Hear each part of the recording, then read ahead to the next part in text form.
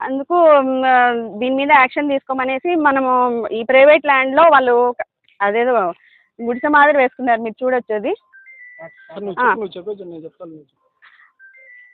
అది private land లో చేస్తున్నారు.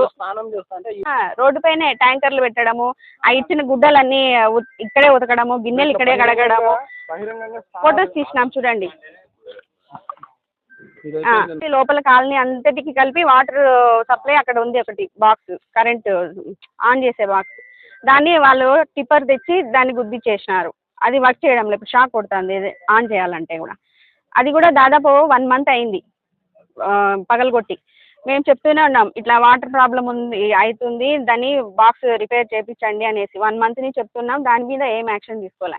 పరిష్కారం చేయకపోగా ఏదో మేము వాంటెడ్గా వాళ్ళందరినీ తరిమేసినట్టు అట్లంతా నిన్న ఫొటోస్ అన్ని తీసి క్రియేట్ చేసి అట్లా చెప్తున్నారు.